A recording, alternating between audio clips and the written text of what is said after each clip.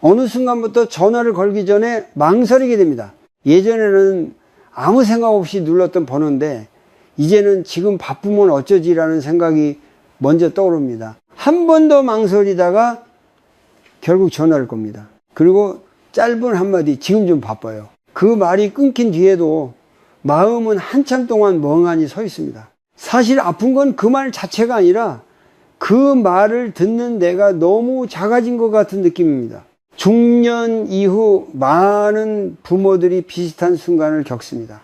돈 이야기가 아니어도, 큰 부탁이 아니어도 그저 안부 한마디, 목소리 한번 듣고 싶었을 뿐인데 왜 이렇게 마음이 움츠러드는지 스스로도 이해가 되지 않습니다.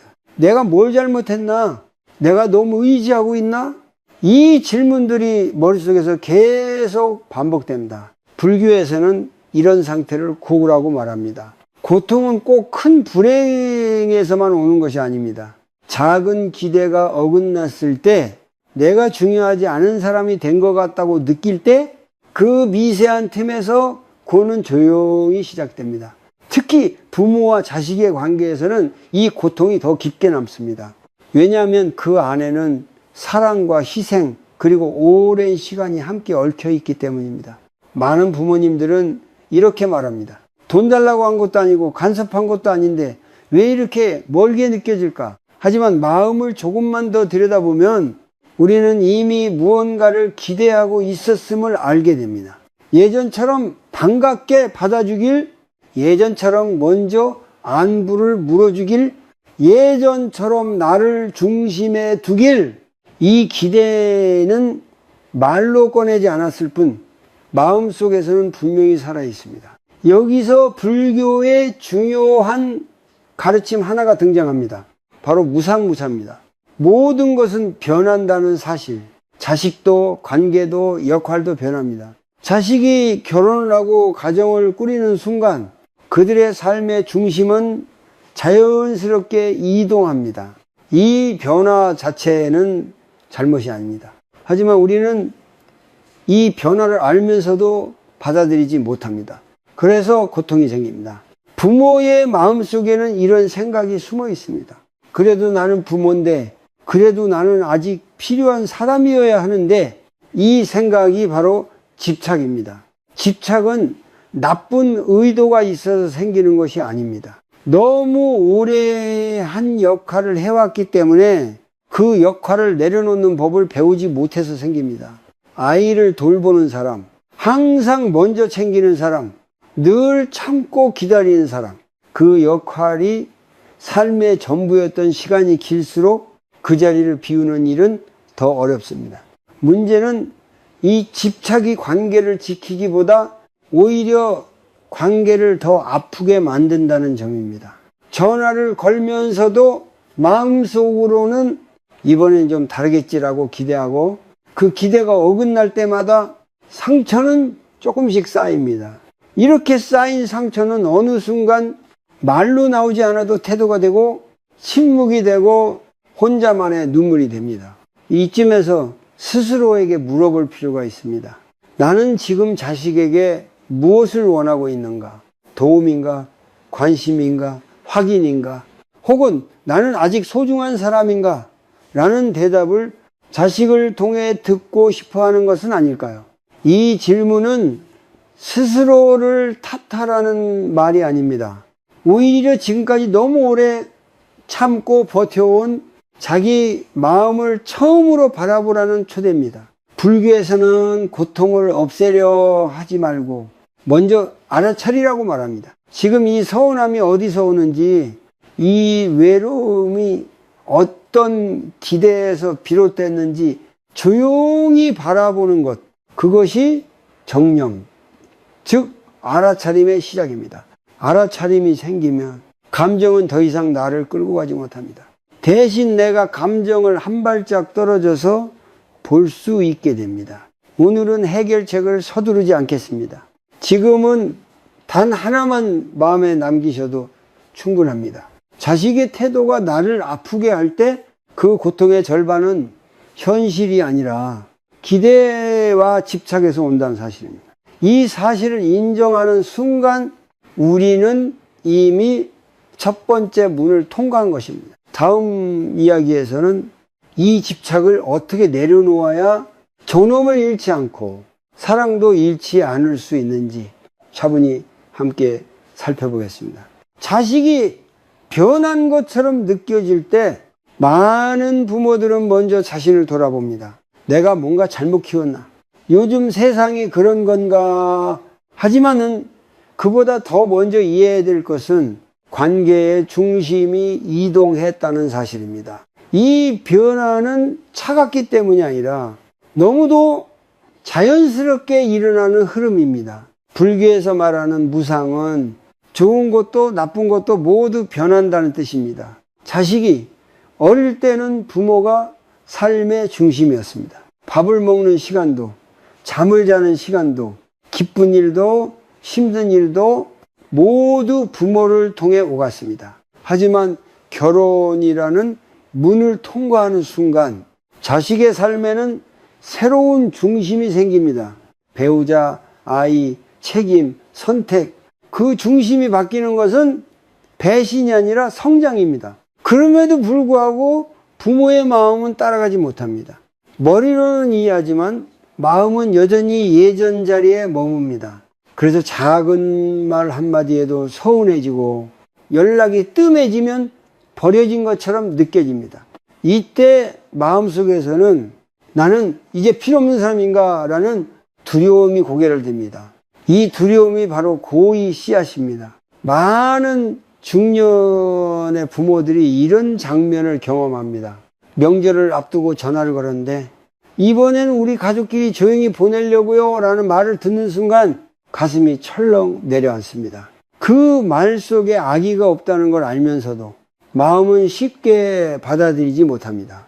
왜냐하면 그 말은 내 자리가 줄어들었다는 신호처럼 느껴지기 때문입니다. 하지만 여기서 한 번 더 깊이 들여다보면 우리가 잃었다고 느끼는 것은 자식이 아니라 역할입니다.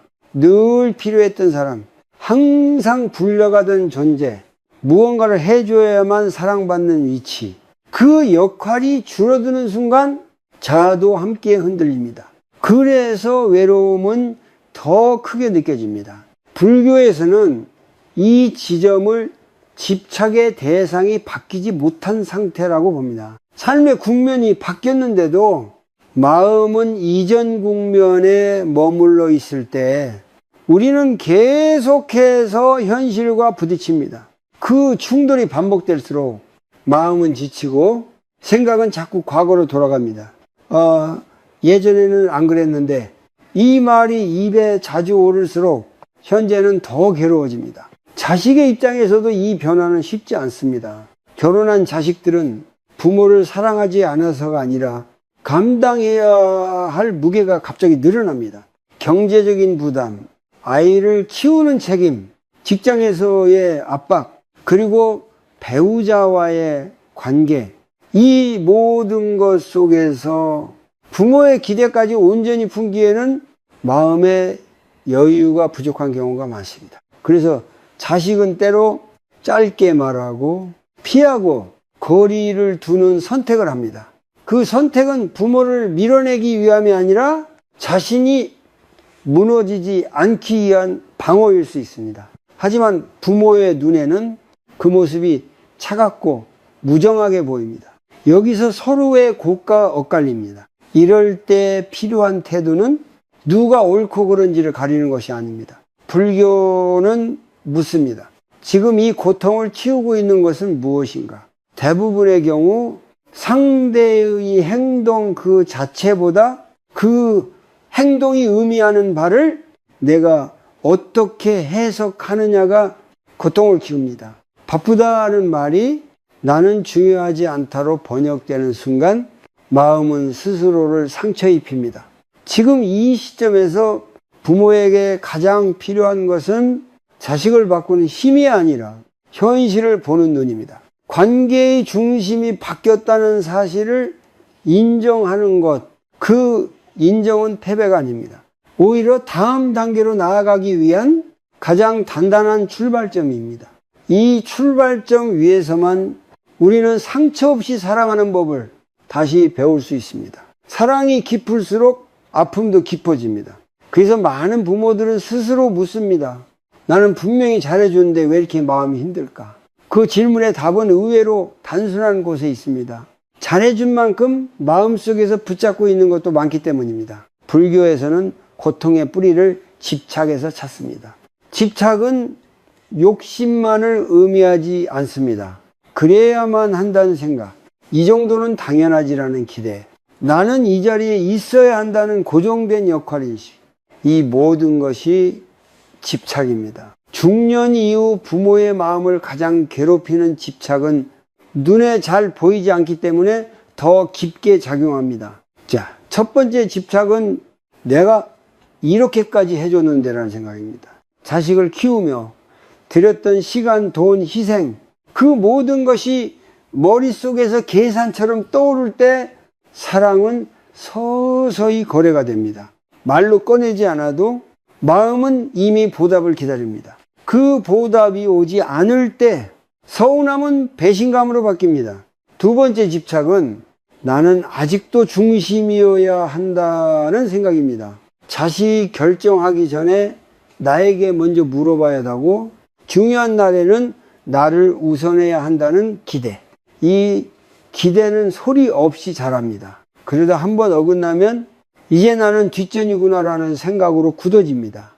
이 생각은 마음을 빠르게 무너뜨립니다. 세 번째 집착은 내 말이 맞다는 확신입니다. 경험이 많아질수록 부모는 자신이 더 잘 안다고 느낍니다. 하지만 자식의 삶은 부모가 살았던 시대와 다릅니다. 그 차이를 인정하지 못할 때 조언은 간섭으로 들리고 걱정은 통제로 받아들여집니다. 이 지점에서 갈등이 시작됩니다. 네 번째 집착은 비교입니다. 누구네 아들은 매주 온다더라. 저 집 딸은 부모 여행도 보내준다더라. 이 비교는 처음에는 위로처럼 다가옵니다. 하지만 곧 자신의 현실을 부정하게 만들고 자식에 대한 실망을 키웁니다. 이 비교는 항상 부족한 쪽만 보게 합니다. 그래서 마음은 점점 더 가난해집니다. 다섯 번째 집착은 부모다움에 대한 이미지입니다. 부모는 이렇게 대우받아야 되고 자식은 이렇게 행동해야 한다는 틀. 이 틀이 강할수록 현실은 계속해서 틀립니다. 틀릴 때마다 마음은 다칩니다. 이 집착은 특히 체면과 자존심을 함께 건드리기 때문에 상처를 더 깊게 남깁니다. 이 다섯 가지 집착의 공통점은 모두 과거에서 만들어졌다는 점입니다. 과거의 경험, 과거의 관계, 과거의 역할. 하지만 지금은 이미 다른 시기입니다. 그럼에도 마음이 과거에 머물러 있을 때 현재는 계속해서 고통을 줍니다. 이때 생각은 자꾸 같은 자리로 돌아옵니다. 예전엔 안 그랬는데 이 말이 반복될수록 마음은 앞으로 나가지 못합니다. 불교에서는 이런 상태를 생각에 붙잡힌 삶이라고 말합니다. 생각이 현실을 해석하고 해석이 감정을 만들고 감정이 다시 생각을 강화합니다. 이 순환 속에서 부모는 점점 더 지칩니다. 몸보다 마음이 먼저 늙는 이유가 바로 여기에 있습니다. 지금 이 순간 해결하려 하지 않아도 괜찮습니다. 다만 하나만 알아차려 보십시오. 내가 아픈 이유는 자식이 나쁘기 때문이 아니라 내 마음속에 놓지 못한 것이 있기 때문일지도 모른다는 사실. 이 깨달음은 자책이 아니라 자유로 가는 문입니다. 다음 이야기에서는 이 집착을 어떻게 놓는 연습으로 바꿀 수 있는지 현실에서 바로 써먹을 수 있는 방식으로 차분히 이어가 보겠습니다. 자식이 차가워 보일 때 부모의 마음은 가장 먼저 단정합니다. 저 아이는 변했다. 이제는 나를 생각하지 않는다. 하지만 그 단정 뒤에는 자식의 마음을 들여다볼 기회가 숨어 있습니다. 조금만 시선을 바꾸면 전혀 다른 풍경이 보이기 시작합니다. 결혼한 자식의 삶은 겉에서 보이는 것보다 훨씬 복잡합니다.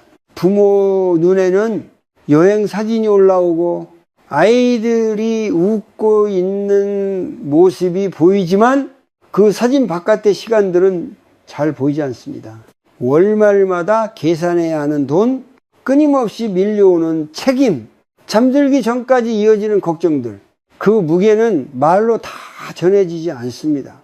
불교에서는 사람이 날카로워질 때를 이렇게 설명합니다. 이미 마음이 꽉 차 있을 때, 마음이 가득 찬 상태에서는 아무 말도 더 들어오지 않습니다.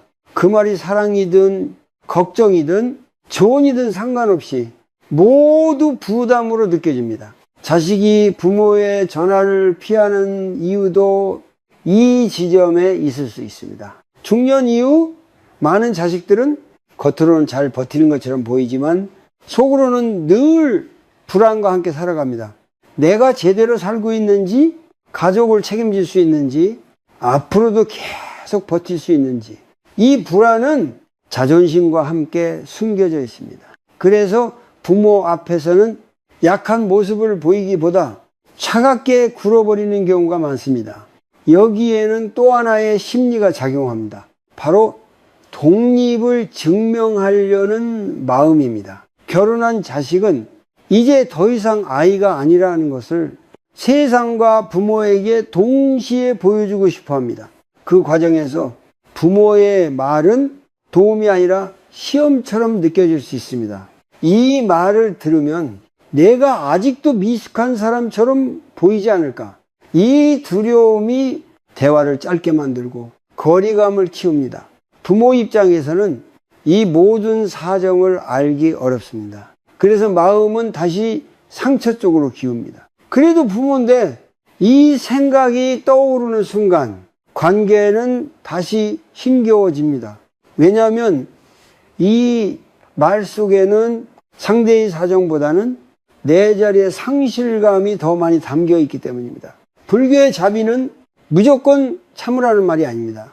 자비는 상대의 고를 상상해보는 능력입니다. 내가 겪지 않아도 저 사람이 지금 무엇에 눌려 있는지 한 번 더 생각해보는 마음, 자식이 무심하게 보이는 그 순간에도 지금 많이 힘든가 보다라고 한 번 더 해석해보는 여유, 이 여유가 생기면 부모의 마음도 조금 덜 다칩니다. 중년 부모들에게 자주 보이는 장면이 있습니다. 자식의 말투가 날카로워질 때마다 같은 생각이 반복됩니다. 왜 저렇게 말하지?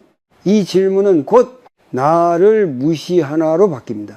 하지만 사실 많은 경우 자식의 말투는 부모를 향한 것이 아니라 자기 자신을 향한 분노일 수 있습니다.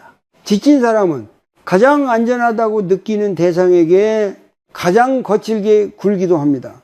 이 사실을 안다고 해서 부모의 마음이 바로 편해지지는 않습니다. 그래도 중요한 변화는 하나 생깁니다.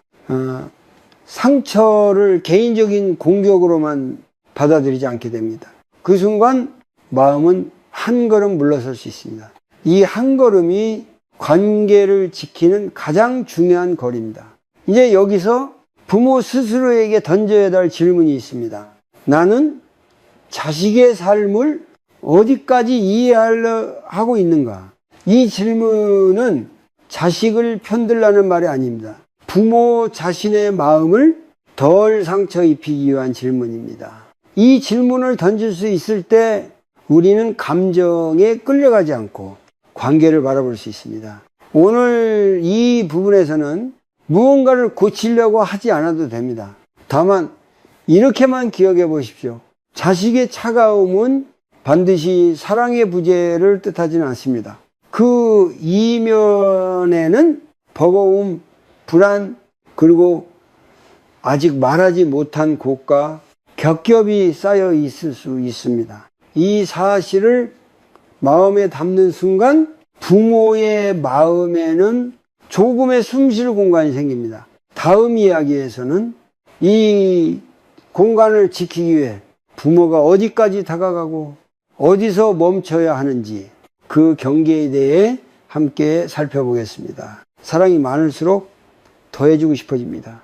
부모의 마음은 늘 그 방향으로 움직입니다. 조금 더 보태주고 조금 더 참아주고 조금 더 이해하면 관계가 다시 가까워질 거라고 믿습니다. 하지만 어느 순간부터 그 조금 더가 부모 자신을 지치게 만들고 있다는 사실을 알아차리지 못합니다. 불교에서는 지혜 없는 사랑을 경계합니다. 사랑 그 자체가 문제가 아니라 사랑에 붙어있는 집착이 고통을 만든다고 보기 때문입니다. 특히 중년 이후 부모에게서 자주 나타나는 집착은 내가 이렇게까지 하는데 라는 마음입니다. 이 마음은 겉으로는 희생처럼 보이지만 속으로는 관계를 붙잡으려는 두려움일 수 있습니다. 자식이 결혼한 이후에도 부모가 계속해서 도와주고 챙겨주고 대신해 주다 보면 처음에는 고마워하던 자식도 점점 그것을 당연한 것으로 받아들이게 됩니다.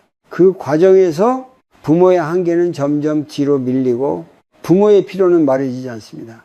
그러다 어느 날 부모가 처음으로 무언가를 부탁했을 때 자식은 그 부탁을 부담으로 느끼게 됩니다. 이때 부모의 마음은 크게 다칩니다. 여기서 중요한 질문이 하나 생깁니다.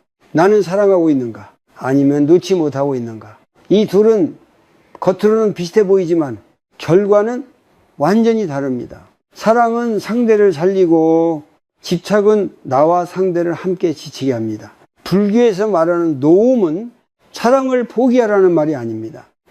사랑에 매달린 방식을 내려놓으라는 뜻입니다. 많은 부모들이 경계라는 말을 들으면 차갑다고 느낍니다. 하지만 경계는 거절이 아니라 관계를 오래 지키기 위한 지혜입니다. 경계가 없으면 사랑은 쉽게 소모되고 소모된 사랑은 서운함과 원망으로 바뀝니다. 그 감정은 언젠가 말이나 태도로 새어나옵니다. 예를 들어 이런 장면을 떠올려 보십시오. 자식이 바쁘다는 이유로 연락을 자주 하지 못할 때 부모는 속으로 서운해하면서도 겉으로는 아무 말도 하지 않습니다. 대신 더 챙겨주고 더 이해해주는 척합니다. 하지만 마음속에서는 이 정도는 해줘야 되는 거 아니야?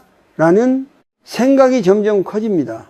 이 상태가 바로 경계가 무너진 상태입니다. 경계가 있다는 것은 내가 어디까지 괜찮고 어디서부터 힘든지를 스스로 아는 것입니다. 그리고 그것을 상대에게 조용히 알려주는 것입니다. 소리를 높이거나 따지지 않아도 됩니다. 불교에서 말하는 중도의 태도는 과하지도 부족하지도 않은 상태입니다. 부모와 자식의 관계에서도 이 중도가 필요합니다. 놓는다는 것은 연락을 끊거나 마음을 닫는 것이 아닙니다. 놓는다는 것은 이 상대의 반응에 내 존엄을 맡기지 않는 것입니다. 자식이 오늘 전화를 받지 않아도 내 가치가 줄어드는 것은 아닙니다. 자식이 내 기대만큼 표현하지 않아도 그것이 곧 사랑의 부재는 아닙니다. 이렇게 생각할 수 있을 때 마음은 훨씬 가벼워집니다. 중년 이후의 부모에게 가장 필요한 태도는 나는 나의 삶을 살고 있다는 감각입니다. 자식이 중심이 아니라 자식은 내 삶의 한 부분일 뿐이라는 인식, 이 인식이 생기면 자식에게 다가갈 때도 자연스럽게 여유가 생깁니다. 여유 있는 사람의 말은 부담이 되지 않습니다. 오히려 더 잘 들립니다. 여기서 아주 작은 실천을 하나 제안합니다. 다음에 자식에게 연락하고 싶을 때 먼저 스스로에게 이렇게 물어보십시오. 지금 나는 외로워서 전화하는가? 아니면 안부를 나누고 싶어서 전화하는가? 만약 외로움이 먼저 느껴진다면 전화를 조금 미루고 잠시 숨을 고르는 것이 좋습니다. 이 짧은 멈춤이 불필요한 상처를 막아줍니다. 또 하나 중요한 연습은 도와주기 전에 묻는 것입니다. 예전처럼 먼저 나서기보다 이건 네가 원하는 도움일까? 라고 스스로 질문해 보십시오. 이 질문 하나만으로도 관계의 방향은 달라집니다. 자식은 존중받는다고 느끼고 부모는 과도한 부담에서 벗어날 수 있습니다. 노움은 단번에 이루어지지 않습니다.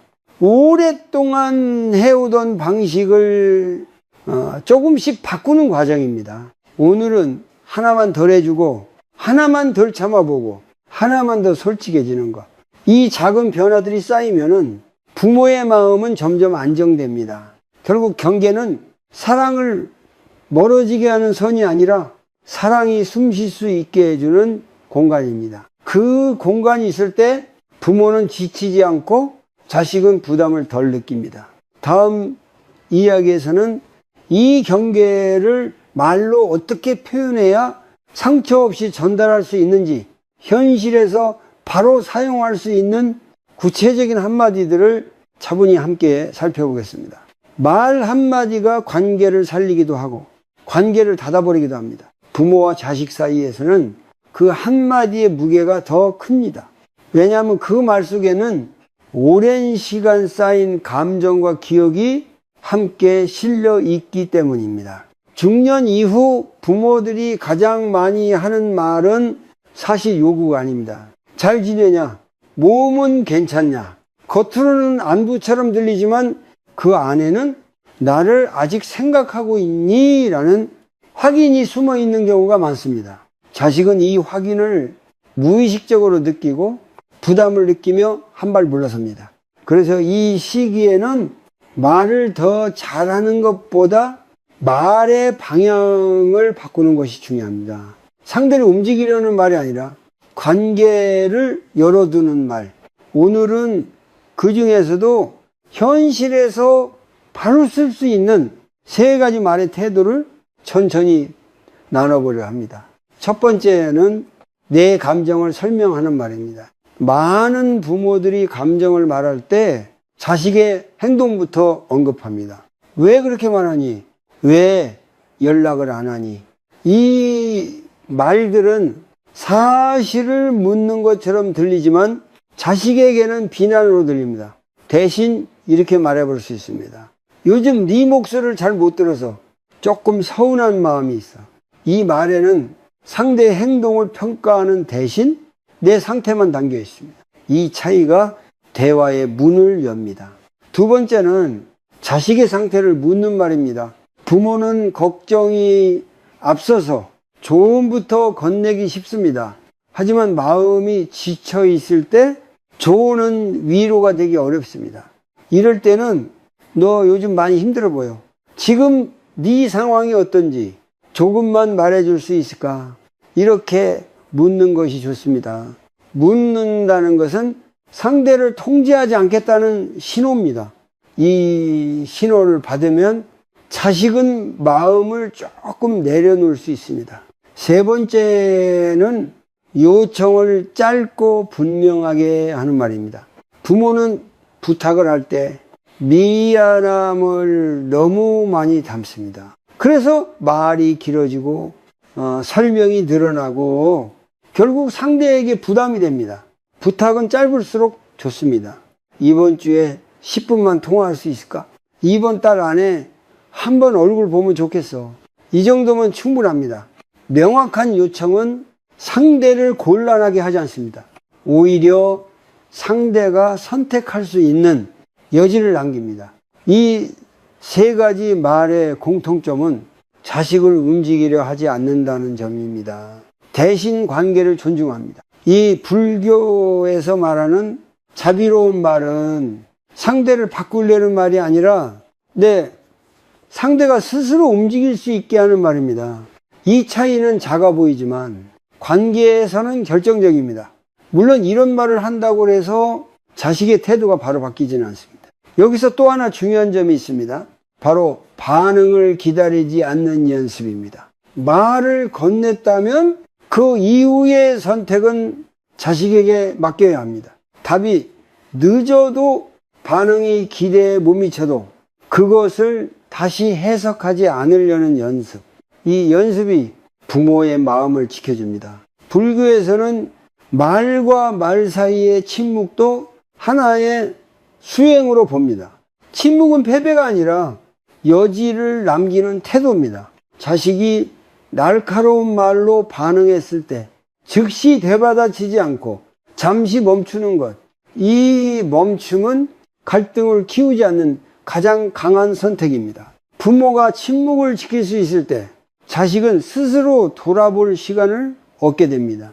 여기서 짧은 실천 하나를 제안합니다. 다음에 자식에게 말을 건네기 전 속으로 한 번만 이렇게 물어보십시오. 이 말은 나를 가볍게 하는 말인가?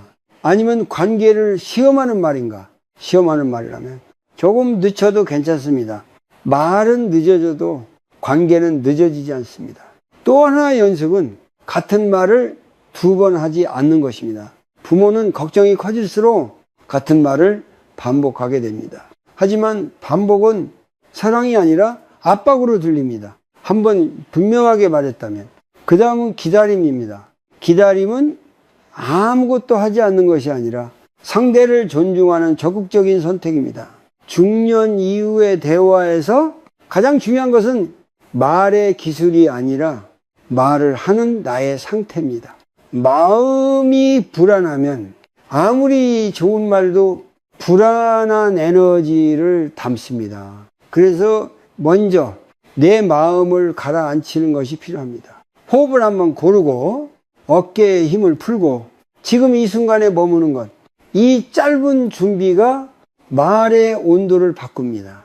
오늘 나눈 3가지 말은 정답이 아닙니다. 다만 부모의 마음을 덜 상하게 하면서 관계를 이어갈 수 있는 하나의 방향입니다. 다음 이야기에서는 이 말들이 왜 자주 실패하는지, 부모가 무심코 던지는 상처가 되는 말들은 무엇인지, 그리고 그것을 어떻게 바꿀 수 있는지 조금 더 깊이 들여다보겠습니다. 부모는 상처 주려고 말하지 않습니다. 대부분의 말은 걱정에서 나오고 사랑에서 시작됩니다. 하지만 그 말이 자식의 마음에 닿기 전에 관계를 먼저 닫아버리는 경우가 많습니다. 그 이유는 말의 내용보다 그 말이 가진 숨은 칼날 때문입니다. 중년 이후 부모들이 자주 쓰는 말에는 공통된 특징이 있습니다. 겉으로는 평범해 보이지만 그 안에 비교, 기대, 실망이 겹겹이 쌓여 있습니다. 자식은 그 미묘한 압박을 말보다 먼저 느낍니다. 그래서 방어부터 하게 됩니다. 가장 흔한 말은 내가 너 키우느라 어떻게 했는데입니다. 이 말은 부모의 고생을 말하는 것 같지만 자식에게는 이렇게 들립니다. 너는 아직도 빚진 사람이다. 사랑이 빚으로 느껴지는 순간 관계는 숨을 쉬기 어려워집니다. 자식은 죄책감을 느끼거나 그 감정에서 벗어나기 위해 거리를 두게 됩니다. 또 자주 나오는 말은 다 너 잘 되라고 하는 말이야. 이 말 속에는 자식의 선택을 인정하지 않는 미묘한 부정이 들어있습니다. 자식은 이 말을 들을 때 내 판단은 아직 부족하구나 라고 해석하기 쉽습니다. 그래서 대화를 짧게 끊거나 아예 피하려 합니다. 비교의 말도 관계를 빠르게 얼어붙게 합니다. 누구네 아들은 이렇다더라. 다른 집 딸들은 부모 잘 챙긴다던데. 이 말은 사실 정보를 나누는 말이 아니라 불만을 우회적으로 표현하는 말입니다. 비교를 당한 자식은 부모 앞에서 자신을 방어해야 한다고 느낍니다. 그 방어는 종종 무관심이나 냉담함으로 나타납니다. 또 하나의 위험한 말은 됐어, 이제 필요 없습니다. 이 말은 상처받은 마음에서 나옵니다. 하지만 자식에게는 관계를 끊겠다는 선언처럼 들릴 수 있습니다. 부모는 스스로를 보호하려고 한 말이지만은 관계에는 깊은 금이 갑니다. 그리고 그 금은 나중에 다시 메우기 어렵습니다. 이런 말들의 공통점은 자식의 행동을 바꾸려는 의도가 강하게 담겨 있다는 점입니다. 불교에서는 상대를 바꾸려는 마음이 클수록 내 마음의 고가 커진다고 말합니다. 왜냐하면 상대는 내 통제 밖에 있기 때문입니다. 통제할 수 없는 것을 통제하려 할수록 좌절은 반복됩니다. 그렇다면 이 말들을 어떻게 바꿀 수 있을까요? 핵심은 비난과 비교를 나의 상태로 되돌리는 것입니다. 예를 들어 내가 너 키우느라 얼마나 힘들었는데 대신 그때는 나도 많이 버거웠어 라고 말할 수 있습니다. 이 말은 과거를 이야기하지만 상대를 묻지 않습니다. 다 너 잘되라고 하는 말이야. 대신에는 이건 내 경험에서 나온 생각이야. 참고만 해도 괜찮아라고 말할 수 있습니다. 이렇게 말하면 자식은 선택권을 존중받는다고 느낍니다. 선택권이 있을 때 사람은 길을 엽니다. 비교의 말은 아예 꺼내지 않는 것이 가장 좋습니다. 만약 마음속에 비교가 올라온다면 그것은 말로 해야 할 내용이 아니라 내 마음을 돌봐야 할 신호입니다. 비교는 대부분 외로움이나 불안에서 나옵니다. 그 감정을 먼저 바라보는 것이 말을 바꾸는 첫걸음입니다. 됐어 라는 말이 나오려 할 때는 잠시 멈추는 연습이 필요합니다. 그 말 대신 지금은 조금 서운해서 말을 아끼고 싶어 라고 말해 보십시오. 이 표현은 관계를 끊지 않으면서도 내 상태를 솔직하게 전합니다. 이런 말이 가능해질 때 관계는 더 안전해집니다. 불교에서 말하는 정어정우는 아름다운 말이 아닙니다. 상대를 해치지 않는 말, 그리고 나 자신을 속이지 않는 말입니다. 부모가 자식에게 던지는 말이 자신의 외로움을 숨기기 위한 칼이 되지 않도록 한 번 더 살피는 것. 그 살핌이 수행입니다. 여기서 아주 짧은 실천을 하나 더 나누고 싶습니다. 자식과 대화하다가 말이 날카로워질 것 같을 때 속으로 이렇게 말해 보십시오. 지금 나는 이해받고 싶은가? 아니면 이기고 싶은가? 이 질문에 답하는 순간 대부분의 말은 달라집니다. 이기고 싶은 마음이 줄어들면 이해의 공간이 생깁니다. 이 중년 이후의 관계는 더 잘 말해서 좋아지는 것이 아니라 덜 상처 주는 쪽으로 바뀔 때 안정됩니다. 오늘 살펴본 말들은 의식하지 않으면 습관처럼 튀어나옵니다. 하지만 한번 알아차리기 시작하면은 그 말들은 조금씩 힘을 잃습니다. 다음 이야기에서는 이 모든 말과 태도를 떠받치는 부모 자신의 마음을 어떻게 돌봐야 하는지, 외로움과 불안을 자식에게 쏟지 않고 스스로 다루는 방법에 대해 조용히 이어가 보겠습니다. 관계가 힘들어질수록 사람들은 바깥을 먼저 바꾸려 합니다. 상대의 태도, 말투, 선택. 하지만 불교에서는 방향을 반대로 제시합니다. 밖이 흔들릴 때일수록 안으로 돌아오라고 말합니다. 왜냐하면 마음이 안정되지 않으면 어떤 말과 행동도 다시 상처로 돌아오기 때문입니다. 중년 이후 부모들이 겪는 가장 큰 어려움은 외로움 그 자체가 아니라 외로움을 다루는 방법을 배우지 못했다는 점입니다. 예전에는 바빴고 책임이 있었고 참아야 할 이유가 많았습니다. 그래서 마음을 돌볼 여유가 없었습니다. 하지만 자식이 독립한 뒤 조용해진 시간 속에서 외로움은 더 또렷해집니다. 이때 많은 부모들은 자식에게 마음을 기대게 됩니다. 전화를 기다리고 답장을 확인하고 작은 반응에 마음이 오르내립니다. 이 과정에서 생각은 점점 반복됩니다. 왜 연락이 없지? 내가 뭘 잘못했나? 이 반복되는 생각이 마음을 가장 지치게 합니다. 불교에서는 이것을 생각의 굴레라고 부릅니다. 그래서 오늘은 아주 단순하지만 효과가 분명한 짧은 실천을 하나 소개하려 합니다. 이 실천의 목적은 자식을 잊으라는 것이 아니라 내 마음을 다시 내 손으로 가져오는 것입니다. 첫 번째는 호흡을 이용한 멈춤입니다. 외로움이나 서운함이 올라올 때 바로 반응하지 말고 자리에 앉아 천천히 10번 숨을 쉽니다. 들이마실 때는 지금, 내쉴 때는 여기라고 속으로 말해 보십시오. 이 단순한 호흡은 생각의 속도를 늦춥니다.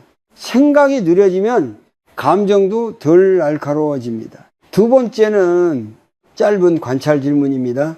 숨을 고른 뒤 스스로에게 이렇게 물어보십시오. 나는 지금 무엇을 기대하고 있는가? 그 기대가 충족되지 않으면 나는 어떤 감정을 느끼는가? 이 질문은 정답을 찾기 위한 것이 아닙니다. 그저 마음의 상태를 알아차리기 위한 질문입니다. 알아차림이 생기면 감정은 절반의 힘을 잃습니다. 세 번째는 아주 작은 행동 변화입니다. 자식에게 연락하고 싶은 마음이 강하게 올라올 때 바로 행동하지 말고 다른 작은 행동을 하나 선택합니다. 예를 들어 물을 한 컵 마시거나 창밖을 바라보거나 잠깐 몸을 스트레칭하는 것. 이 짧은 전환은 충동적인 행동을 막아줍니다. 충동이 지나가면 선택은 훨씬 부드러워집니다. 이 세 가지를 한 번에 완벽하게 할 필요는 없습니다. 하루에 한 번만 해도 충분합니다. 중요한 것은 자식의 반응에 내 마음을 맡기지 않는 연습입니다. 이 연습이 쌓이면 연락이 와도 흔들리지 않고 연락이 없어도 무너지지 않는 중심이 생깁니다. 불교에서는 이 중심을 정념이라고 부릅니다. 정념은 아무 감정도 느끼지 않는 상태가 아닙니다. 느끼되 그 감정에 끌려가지 않는 상태입니다. 외로움을 느끼면서도 외로움이 나를 지배하지 않게 하는 힘, 이 힘은 훈련으로 길러집니다. 여기서 또 하나 중요한 관점이 있습니다. 외로움은 없애야 할 문제가 아니라 돌봐야 할 신호라는 점입니다. 외로움은 지금 나에게도 관심이 필요하다는 마음의 메시지입니다. 그 메시지를 자식에게만 보내면 관계는 무거워집니다. 하지만 나 자신에게도 보내면 삶은 다시 균형을 찾습니다. 그래서 가능하다면 하루에 아주 짧은 시간이라도 자기 자신을 위한 시간을 만들어 보십시오. 산책, 차 한잔, 조용한 음악, 가벼운 독서. 이 시간은 자식을 대신하는 시간이 아니라 부모 자신을 회복하는 시간입니다. 자신이 채워질수록 자식에게서 덜 요구하게 됩니다. 이 연습을 하다 보면은 신기한 변화가 하나 생깁니다. 자식에게 연락할 때 말이 훨씬 짧아지고 톤이 부드러워집니다. 왜냐하면 그 전화가 외로움의 출구가 아니라 안부의 통로가 되기 때문입니다. 상대도 그 차이를 느낍니다. 오늘 나눈 시차는 아주 작고 조용합니다. 하지만 이 작은 변화가 부모의 마음을 지키고 관계를 덜 아프게 합니다. 다음 이야기에서는 이 연습을 바탕으로 부모 자신의 삶을 어떻게 다시 세워갈 수 있는지, 자식이 없어도 흔들리지 않는 일상의 중심을 함께 살펴보겠습니다. 자식과의 관계가 흔들릴 때 부모의 삶 전체가 함께 흔들리는 경우가 많습니다. 왜냐하면 오랫동안 삶의 중심에 자식이 있었기 때문입니다. 아이를 키우는 동안 하루의 리듬도 감정의 방향도 삶의 의미도 자연스럽게 자식을 향해 있었습니다. 그 중심이 이동한 뒤에도 마음은 여전히 그 자리에 머물러 있으면 허전함은 커질 수밖에 없습니다. 중년 이후에 찾아오는 이 허전함은 실패의 신호가 아닙니다. 삶의 구조가 바뀌고 있다는 신호입니다. 불교에서는 이 시기를 전환의 문턱이라고 봅니다. 이전의 역할은 마무리되고 새로운 삶의 방식이 시작되는 지점. 문제는 이 문턱에서 다음 걸음을 내딛지 못하고 과거를 붙잡고 있을 때 생깁니다. 많은 부모들이 이렇게 말합니다. 자식 말고는 딱히 할 게 없다. 이 말 속에는 자식을 너무 오래 유일한 의미로 삼아왔다는 고백이 담겨 있습니다. 하지만 삶은 하나의 기둥으로만 서기에는 너무 길고 너무 많은 변화를 겪습니다. 기둥이 하나뿐이면 그 기둥이 흔들릴 때 삶 전체가 흔들립니다. 그래서 이 시기에는 삶의 기둥을 하나 더 세우는 작업이 필요합니다. 자식을 내려놓으라는 말이 아니라 자식 말고도 나를 지탱해 줄 무언가를 다시 만드는 일입니다. 이것이 부모가 스스로를 돌보는 가장 현실적인 방법입니다. 첫 번째 기둥은 몸입니다. 중년 이후의 몸은 예전과 다르게 신호를 분명하게 보냅니다. 피로, 통증, 숨가쁨, 이 신호를 무시할수록 마음은 더 쉽게 무너집니다. 매일 20분의 걷기, 규칙적인 수면, 간단한 스트레칭, 이 단순한 습관은 자존감을 회복시키는 가장 빠른 길입니다. 몸이 안정되면 마음도 덜 예민해집니다. 두 번째 기둥은 사람입니다. 자식만이 유일한 대화 상대가 될 때 관계는 무거워집니다. 동네에서 인사 나눌 사람, 가끔 안부를 묻는 친구, 같은 관심사를 가진 모임, 이런 연결은 크지 않아도 충분합니다. 중요한 것은 기대 없이 만날 수 있는 관계입니다. 기대가 적을수록 마음은 편안해집니다. 세 번째 기둥은 의미 있는 시간입니다. 아무 목적 없이 흘려보내는 시간은 외로움을 키웁니다. 하지만 작은 의미가 담긴 시간은 하루를 단단하게 만듭니다. 글쓰기, 정리, 가벼운 봉사, 배움 하나. 이 활동들은 나는 아직 살아있다는 감각을 줍니다. 이 감각이 있을 때 자식에게서 의미를 덜 요구하게 됩니다. 불교에서는 이 과정을 자기 삶으로 돌아오기라고 표현합니다. 부모라는 역할을 벗으라는 말이 아니라 부모 이전에 한 사람으로 다시 서라는 뜻입니다. 이 한 사람의 자리가 단단해질수록 부모의 말은 가벼워지고 자식은 그 말에 덜 부담을 느낍니다. 여기서 중요한 태도가 하나 있습니다. 바로 비교하지 않는 것입니다. 다른 부모들은 이라는 생각이 올라올 때마다 삶은 다시 흔들립니다. 각자의 속도와 구조가 다르다는 사실을 인정해야 합니다. 불교에서 말하는 중도는 남과 나를 비교하지 않는 자리에서 시작됩니다. 이 과정은 갑자기 외로움을 없애주지 않습니다. 하지만 외로움과 함께 살 수 있게 해줍니다. 외로움을 밀어내지 않고 외로움에 끌려가지도 않는 상태.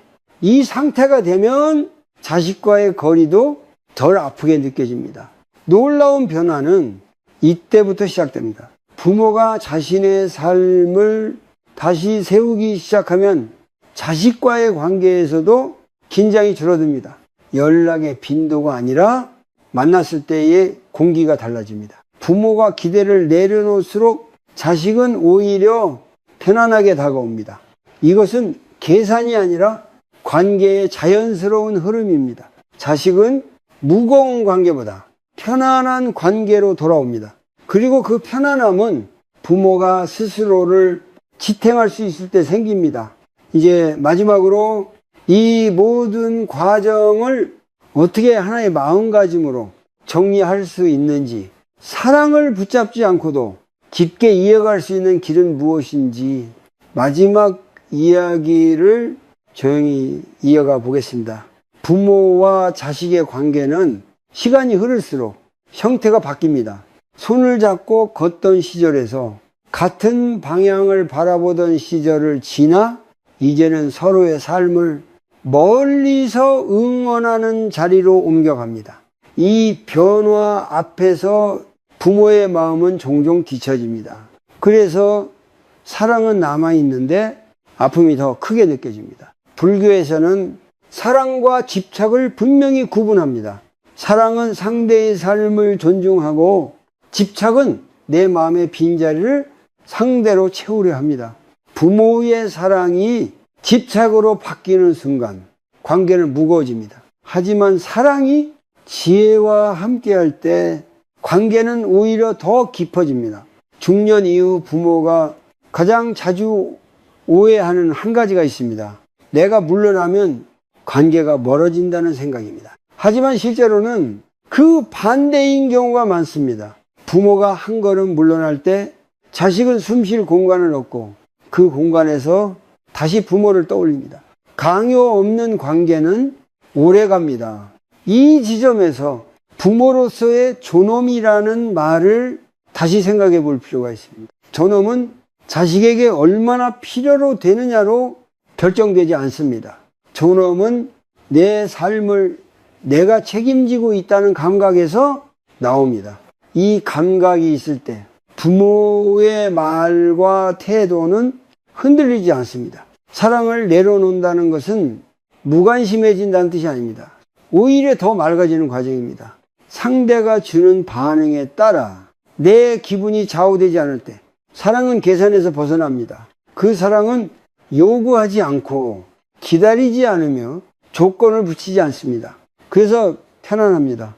불교에서 말하는 자비는 나와 남을 동시에 살리는 마음입니다. 부모가 자식을 이해하려 애쓰는 것만큼 자신의 외로움과 불안을 정직하게 바라보는 것도 자비의 일부입니다. 자기를 돌보지 않는 사랑은 언젠가 원망으로 변합니다. 그래서 먼저 자기 마음을 살펴야 합니다. 이제 이 긴 이야기를 하나의 마음가짐으로 정리해 보겠습니다. 첫째, 자식의 삶은 내가 대신 살아줄 수 없다는 사실을 인정하는 것. 둘째, 관계에서 느끼는 고통의 상당 부분은 내 기대에서 온다는 것을 알아차리는 것. 셋째, 기대 대신 존중과 여지를 남기는 것.